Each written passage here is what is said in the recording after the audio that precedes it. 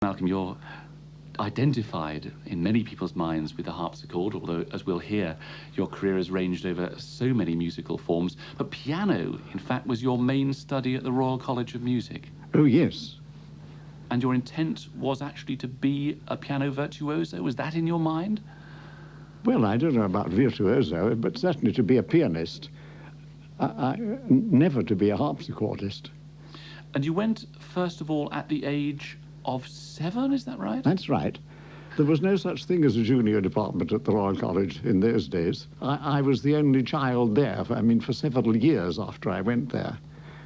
Does this mean pushy parents? Were they musical themselves? Oh, well, reasonably so, but not particularly musical. No, it was the initiative of a nun who taught me the piano at the kindergarten class of the Notre Dame convent at Clapham. And she was quite a remarkable woman. She was entirely unqualified, but she had a touch of genius in teaching small children. And after I'd been under her for about 18 months, she decided that I needed better tuition than she could give me. And she engineered an audition by Sir Hugh Allen, who was then principal of the Royal College of Music. And he had me in his room and gave me a sort of an hour-long fiver of the most extraordinary description, making me do all sorts of extraordinary tests. And he eventually said, well, I expect we'll be seeing more of you. And that was my entree to the Royal College. And that was after 18 months playing only? 18 months or a couple of years, yes. So who did you study with then at the age of 7? Well, I studied with Kathleen McQuitty on the piano. And I finished up by staying at the Royal College of Music all the time I was at school. That was why my parents had to find me a London day school that would let me off 2 or 3 afternoons a week to go to the college. And as we were Catholics, they decided on the Jesuit College at Wimbledon. So you returned to the Royal College of Music after you'd been to Oxford. Yes. A change of teacher then? Oh, yes. I then went under Herbert Fryer, who produced quite a number of piano virtuosi. And I always remember my first lesson with Herbert Fryer, because at Oxford I'd been easily the best amateur pianist around. And I remember playing Herbert Fryer one of the, I can't remember which, one of the sort of later middle Beethoven sonatas. And I played the first movement to him, and I was thinking as I played, this will show him I'm no amateur. And at the end of the movement, he walked away to the other end of the room, and there was a long silence. And I said, shall I go on with the next movement, Mr. Fryer? And he said, oh, no, no. And then he came back to the piano and said, well, it's all a question of time, by which I mean whether there are enough hours in the day for you to do the sort of practice you'll have to do if we're ever to make anything of you at all. What did you think of that? Well, I came out of that room a very humbled person. But it had the right sort of effect? Oh, very much the right sort of effect, because within 3 or 4 terms, I think I was his favourite pupil. So, war interrupted your development, the development of your career. At the time that war broke out, you would have been about 22, 23, just on the threshold of starting a career. At that point, were you saying to yourself, I'm going to be a pianist? Oh, yes, definitely. And a soloist, probably? I suppose so, yes. That was the thought? Yes. With the organ, as it were, there in the background? Yes, very much in the background in those days. Had you started actually working as a professional by the time war broke out? Hardly. I may have done a couple of professional engagements, but I was just on the threshold when the war broke out. Well, as we shall hear, the war and what happened immediately after the war interrupted your thoughts about a piano career, so it has been a little bit difficult to track down recordings of you playing the piano, but here you are with the Dennis Brain Wind Ensemble in the early 1960s, playing the scherzo of Gordon Jacobs' Sextet. Well, as I say, the war got in the way of things. You were a bandmaster? Yes, I was the bandmaster of Bomber Command Band. And it involved playing troop concerts and playing on parade and everything all over the country. I mean, the whole extent of Bomber Command. And you enjoyed it? Well, yes, in some ways I did, but it was a very busy life. I mean, one wasn't only waving one's arms about, one was arranging transport and catering and everything. I had the rank of warrant officer, which was a very useful one to have, because one could, if one arrived at a distant RAF station and nothing was ready for one had to be able to get things moving. Well, there's one diversion from the game plan, and then after the war you woke up one morning and decided to buy a harpsichord. Why was this? Well, I just decided that it would be intriguing to have an antique keyboard instrument, sort of to tinkle on in between serious bouts of piano practice. In private? In private, yes. I had no intention of playing it professionally at all. And I was very lucky in acquiring a Schudy Broadwood instrument of 1773 at an auction sale. And I had it done up and taken home. And in those days, this was immediately after the war, there weren't all that number of musicians in possession of a good playable harpsichord, and I soon began to be asked to take it to concerts and play it. And before I knew what was happening, I'd become a harpsichordist, which was the last thing I had thought of. And through the 20s and 30s, as you were becoming more and more aware of music and the musical scene, I mean, what was the thought about harpsichords in those days? That they were just simply redundant antiques, or anything more than that? Well, the Harpsichord Revival had started. Some people speak now as if I was the person who started it, but that's not so. There were various, I mean, apart from Landowska, there were quite a number of harpsichord players, but it still wasn't accepted as being a regular concert instrument. So there would have been few solo recitals? Very few, yes. But you'd be more likely to find it tucked away in an ensemble? Yes, I think that's so. So you taught yourself as far as harpsichord playing was concerned? Oh, completely, yes.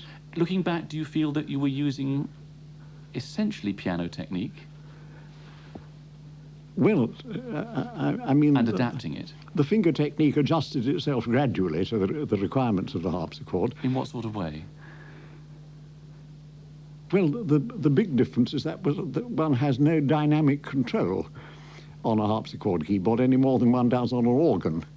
Maybe the fact that I already played the organ helped me, but I never had a harpsichord lesson from anybody in my life. And when it came to the business of style, how much did you, as it were, read up, and how much did you... I mean, you had such a reputation as an instinctive player. How much, when it came, for example, to ornamentation, was instinctive? Oh, well, I mean, I read quite a lot about it, naturally. There was a lot to read? Yes. But I think it true to say that most of my ornamentation was instinctive. And there's the story of you actually working with Klemperer, which you did on several occasions, playing the harpsichord, yes. Which sounds a bit like a contradiction in terms. But what did he feel when you came along and started ornamenting in, say, Bach? Well, we were recording the slow movement of Brandenburg 5, and when it came to the half close, I sort of automatically put in the necessary ornament. As you know, there was no such thing as an unornamented cadence in Baroque music. At any rate, I put in my little and Klemperer said, "Why do you change the notes that Bach has written?" So at any rate, I got permission from him to play that one ornament in the recording, and then finally he became accustomed to the idea of ornamenting things, and he used to encourage me to do so. Do you still have that harpsichord? Your original harpsichord? No, I don't, no. At this exact moment of speaking, I don't possess a harpsichord. But the instrument that I usually play now is a Goebel harpsichord. The one on which I made most of my reputation was a Thomas Goff harpsichord. Why did you specifically choose that? Because it had marvelous dynamic possibilities. The pedals which controlled the registers could be put on gradually. You could do a real diminuendo or crescendo on the instrument. Well, presumably you had the purists tut-tutting when they heard that sort of thing, did you? Oh, terrifically, yes. And they still do tut-tut at my playing. And your answer is? I don't care. Back to the late 40s, the invitation to be Master of Music at Westminster Cathedral. Had you worked at all as a choir trainer before then? Oh, yes. Yes, I had been organist and choir master in 2 or 3 Roman Catholic churches in South London, particularly at Our Lady of Victories in Clapham, where I'd had a boys' choir, well, I mean boys and men, and had done rather well at it. But there you are, intending to be a piano soloist. You've been diverted by the war, you've been conducting bands, you're thinking about taking up the harpsichord, and then you take up a job like that. Yes, strange? Well, yes, it is strange, but I had always been intensely interested in Catholic church music. Your time at Westminster Cathedral is renowned for the development of a continental sound, a brighter sound. Yes, that's right. Had you travelled and discovered that? No, not particularly at all. I used to go quite often to the Jesuit church in Farm Street, which before the war had easily the best choir in London, in my opinion, in many other people's opinion. And it was run by an old Jesuit priest called John Driscoll. I never knew Driscoll terribly well, but I knew his assistant choirmaster, Fernand Laloux, extremely well. And when I had the choir at Clapham, Laloux used to let me go along to the Farm Street choir practices, and I learnt a great deal then. And that sound was very similar to what I subsequently developed at Westminster Cathedral, and quite different from the Anglican hooty sound. Which you didn't like, presumably? No, I didn't like. But what sound did you find at Westminster Cathedral when you arrived? Were they hooting there? No, fortunately, they weren't. They used to hoot worse than anybody before the war, but the choir school at Westminster had been closed down during the war and had only just reopened when I arrived. And the boys had been quite sensibly trained by old Willie Hyde, who was sort of the assistant choirmaster there, and hadn't acquired very much of a hoot. If they had, I would have found it impossible to eliminate it, but I was able more or less to start from scratch with the boys there. What I was afraid of when I first went to Westminster Cathedral was that the boys might be a bit too upper middle class to sing properly, because the boys that I'd had at Clapham and the boys in the Farm Street choir were all slum boys. But however, they didn't turn out to be too bad at the cathedral after all. How demanding was your work at Westminster Cathedral? I mean, were you able to develop your work as a freelance musician? Only to a very limited extent, because in those days at Westminster Cathedral we did 15 choral services a week, which rather tied one down. Well, your work at Westminster Cathedral brought you into contact with Benjamin Britten, but quite by chance, originally. Yes.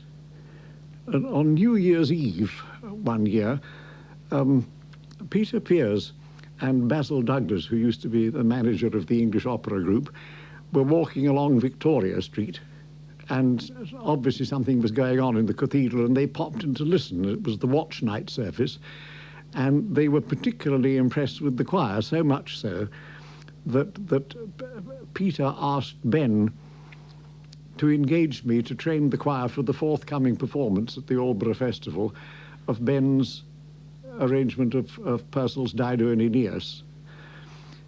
And in the course of rehearsals and so on, I went down and stayed with Ben and Peter for a couple of days, not at the Red House, which they didn't then possess, but at that house on the seafront at Aldborough. And that's when I first came into personal contact with Britain. But then later on I got to know him very well through several dozen Aldborough festivals.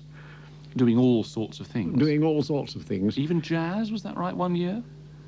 Oh, well, bits of jazzy stuff at cabarets and things like that, which occasionally happened in those days.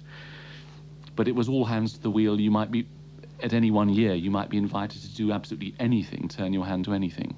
Yes. I suppose it was mostly harpsichord, but quite a lot of conducting, of course, as well. I conducted I shared with Ben Britton the first performances of Midsummer Night's Dream, for which I also did a lot of coaching, both at Aldborough and in Holland, the Holland Festival. You became, as you say, as it were, if I can use the expression, one of the Aldborough set, one of the inner circle. Yes. You knew Benjamin Britten very well. Yes. As we're now very well aware, not least through Humphrey Carpenter's biography, people were in and out of favour at Aldborough, as it were, all the time. Oh, yes, weren't always quite sure when you were in and when you were out. You seem to have remained in. I mean, can I ask what the secret was, that you just did what you were told and said yes to whatever was put in front of you, or what? I don't know that there was any secret at all, but I did remain fairly well a favourite of Ben Britten's for a long time. I don't remember being out of favour. But you have no thoughts on what it was that No. led to certain people suddenly being cut, as has been suggested? No, except that Ben tended to discover new artists and discard old ones. It was as simple as that. I think it's it not was, as yes. sinister as perhaps people have suggested. No, I don't think there was anything sinister about it. And of course, you wrote the Missa Brevis for the Westminster Cathedral Choir. Was that his suggestion, based on his enthusiasm, or yours? No, it was his suggestion. He came to our carol concert one Christmas, and we sang the ceremony of carols at it, at which I had engaged Ossian Ellis to play the harp. Incidentally, that was a case in point. Ben was so impressed with Ossian Ellis' harp playing that he discarded the then regular Aldborough harpsichordist, harpist, I mean, and substituted Ossian Ellis. However, he came to, as I say, to hear this carol concert, and was so impressed with the choir that he said he'd like to write something for them, and what would I like him to write? And I said I wanted a mass for boys' voices only, with or without organ.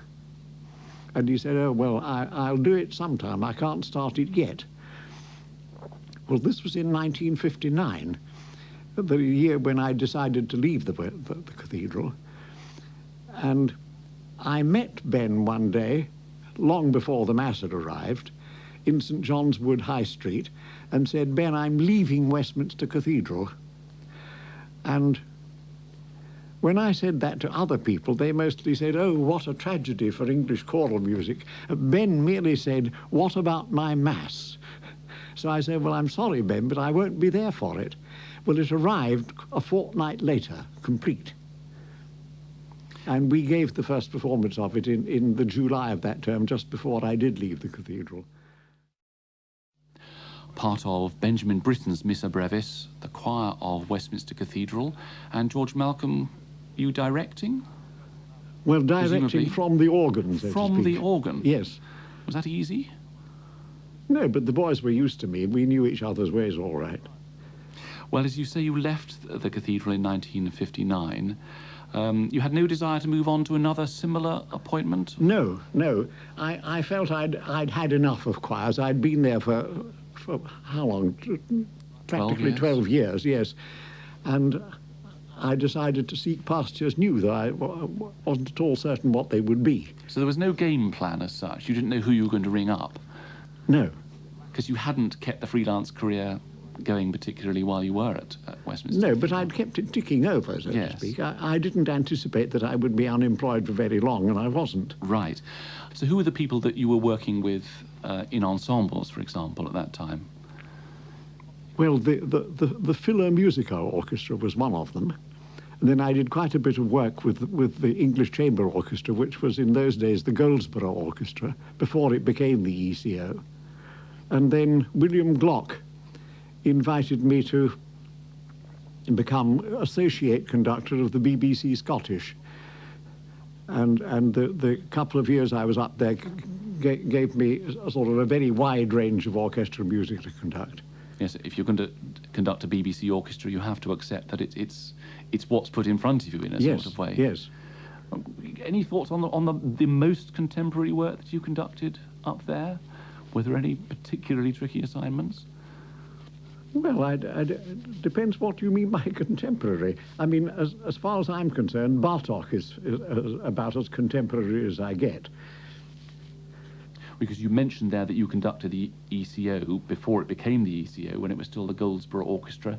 I imagine that if you were to choose one orchestra that you've enjoyed the closest relationship over the years, it would be the ECO. I think so, yes, yes. Is there a particular reason for that they see music the way that you tend to see it?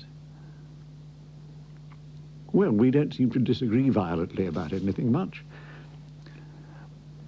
Well, we're going to hear a recording now of you conducting a Vivaldi concerto, La Notte, concerto in G minor, the last movement, with soloist Robin O'Neill, the bassoonist, and William Bennett. And of course, you developed a very close working relationship as a duo with William Bennett. Yes, I've done a lot of work with him. Now, what has been the spark with him? Why has it been such a close relationship?